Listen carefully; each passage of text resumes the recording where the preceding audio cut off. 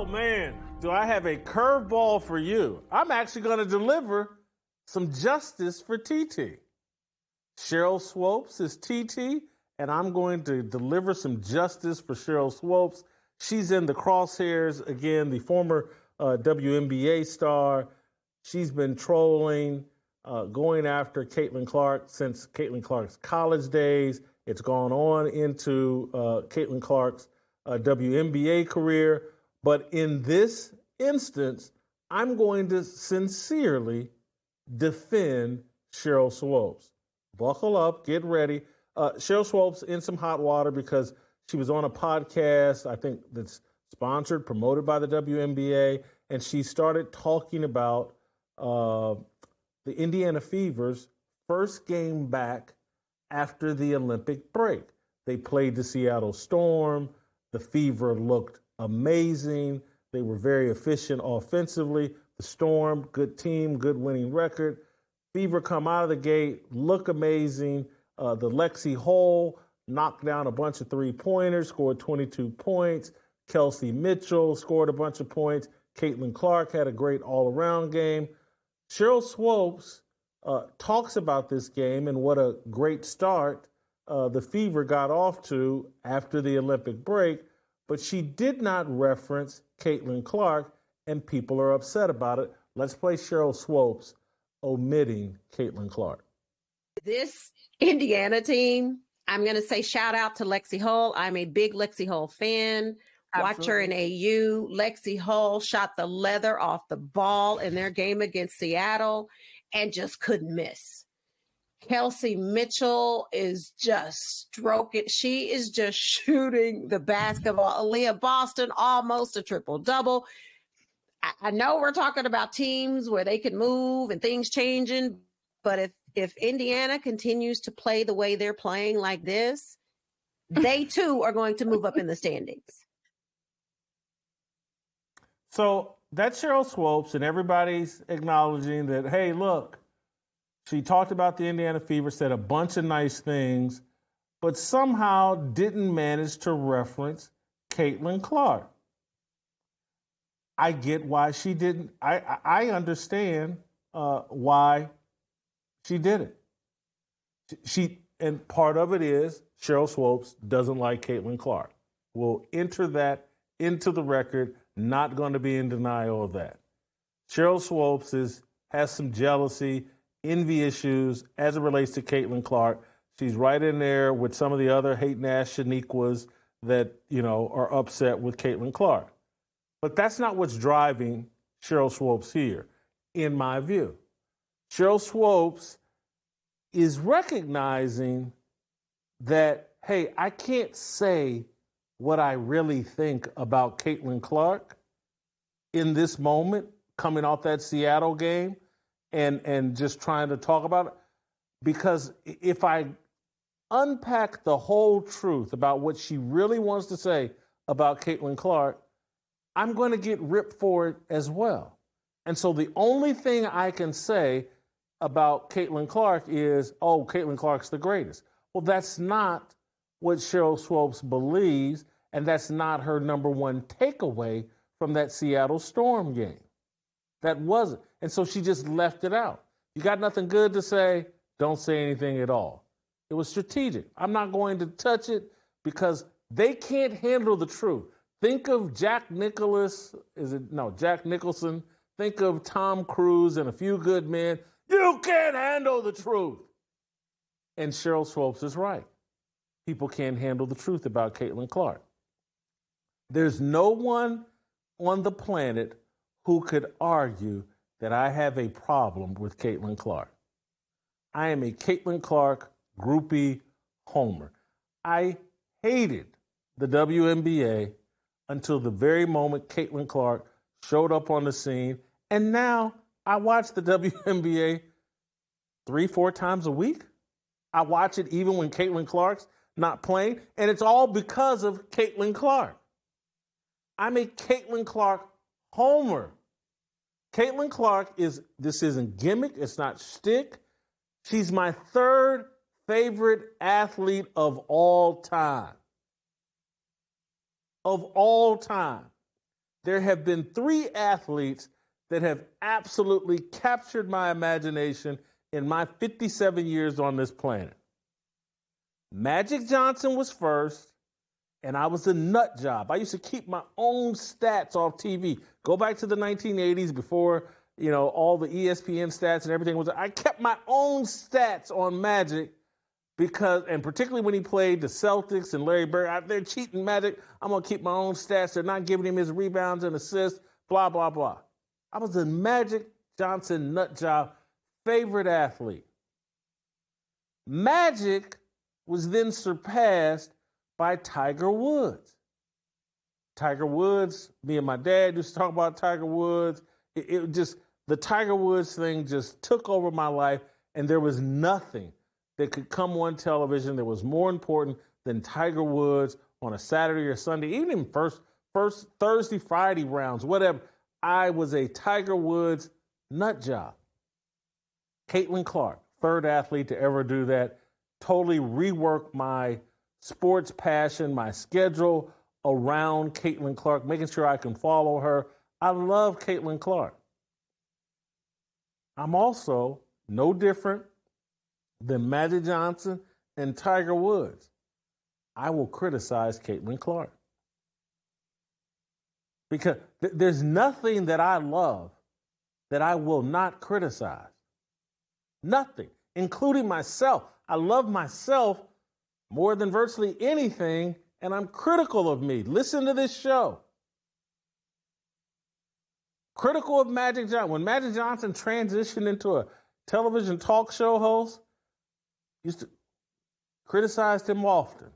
When Tiger Woods melted down in 2009 on Thanksgiving and could never mentally recover from that, had to criticize him. And I still love these guys. Magic as a basketball player, Tiger as a golfer, and Caitlin Clark. But we live in an era now where from social media to debate sports TV, everybody believes and behaves as if, oh my God, if you criticize someone, you hate them. Even if I put out 50 straight tweets that are nothing but supportive of Caitlin Clark, if I pivot once and say, hey, these turnovers that Caitlin Clark is at, they're a problem that need to be fixed. I'll start getting people tweeting, oh, you just hate Caitlin Clark. You're just doing that to please Caitlin Clark haters. No, I'm just talking about what I'm observing. Caitlin Clark's sloppy with the basketball and the turnovers are a problem. They're nearly as big a problem. Nearly. I didn't say he's the same, but they're nearly as big a problem as Angel Reese's inability to make simple layups. Angel Reese is shooting like 25, 30% from 3 feet. It's a problem. Caitlin Clark and all of the turnovers, the sloppiness with the basketball, the nonchalant passes that are getting picked off, they're a problem. Empty possessions are a problem. I pointed this out over Twitter, and I immediately got inundated with people taking shots at me. How dare you criticize Caitlin Clark? And so Sheryl Swoopes, I'm sure, watching the same thing as me. I watched that Seattle Storm game. Caitlin Clark played a solid game, 23 points, I think 9 assists, 5 rebounds, whatever. But she started out shooting poorly, and the turnover problem was still there. And then when you get to their game 2, when they played the Minnesota Lynx this weekend, the turnovers were a problem. And I know Minnesota's a great defensive team, but the 7 turnovers were a big part of the reason of taking the Fever out of that game. And yes, they were blitzing her and double teaming her, and her teammates could help her out. But there's this myth out there that, oh my God, half of Caitlin Clark's turnovers are her teammates dropping passes. That's a lie. That's not the case. Caitlin Clark is sloppy with the basketball and turns it over too easy, and it's a problem that needs to be fixed and addressed. I can say that while loving Caitlin Clark. It's no different. Many of you love this show, but you may email me or tweet at me, hey, Whitlock, lose some weight. It's a problem. You're saying that out of love. Sheryl Swoopes can't talk about Caitlin Clark and say, I think what Caitlin Clark is doing is tremendous. I think that her impact on the game is unbelievable. I think she's Rookie of the Year. But if she doesn't clean up the sloppy turnovers, and if she doesn't improve her shot selection, she's not, and the Indiana Fever are not going to reach their full potential this year. And Sheryl Swoopes is 100% right that Lexi Hall's shooting and Kelsey Mitchell's shot making and the triple-double that Aaliyah Boston almost put together were the primary drivers in them winning that game over the Seattle Storm. It was not Caitlin Clark. And Caitlin Clark is Rookie of the Year. Caitlin Clark should be in the MVP conversation, in my opinion.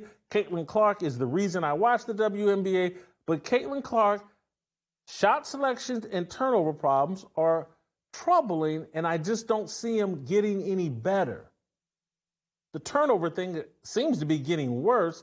The shot selection is slightly improving. But the shot making, the logo 3 thing, needs to be kicked to the curb.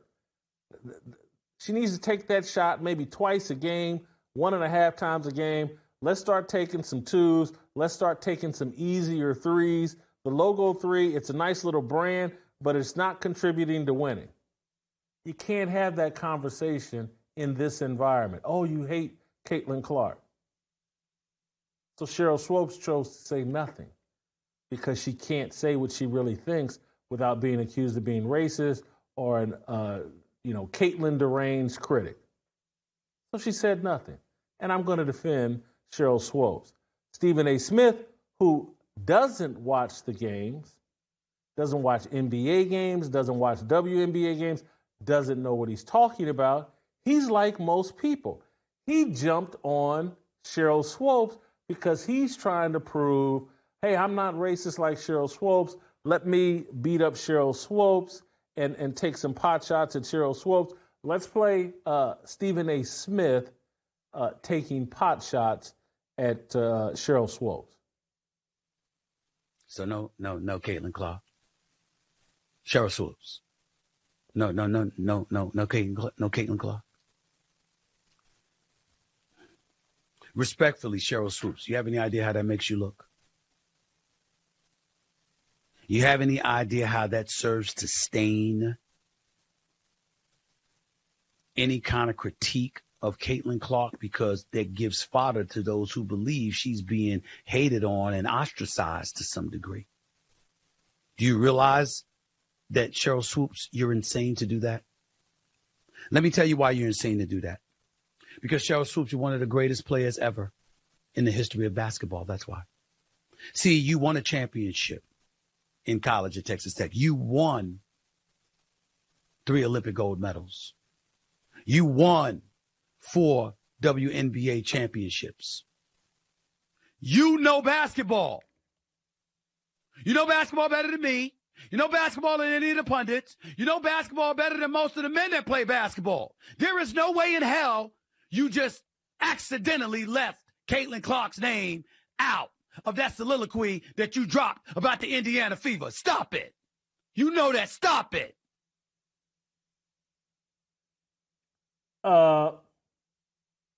When you don't watch the games and you don't know what you're talking about, that's what you yell at Sheryl Swoopes. And this whole social media climate, this whole media climate of no one needs to actually watch the games, no one needs to be informed, you just need to be loud and interesting. That's the standard. So Stephen A. Smith doesn't know what he's talking about. And so Sheryl Swoopes is upset. She, to some degree, now Sheryl Swoopes, I'm not saying all of her intentions are pure. She wants to be in this conversation. She's no different than Angel Reese, has piggybacked the Caitlin Clark momentum and ridden it into a level of relevancy that's undeserved, Sheryl Swoopes doing the exact same thing. But Sheryl has a leg to stand on here. She said nothing because you can't handle the truth. If she said what she really believes, no different, because again, no different. I'm a Caitlin Clark Homer groupie. She's my third favorite athlete of all time. Could go to number one. I'm not joking. I'm not saying this for clout, stick, or whatever.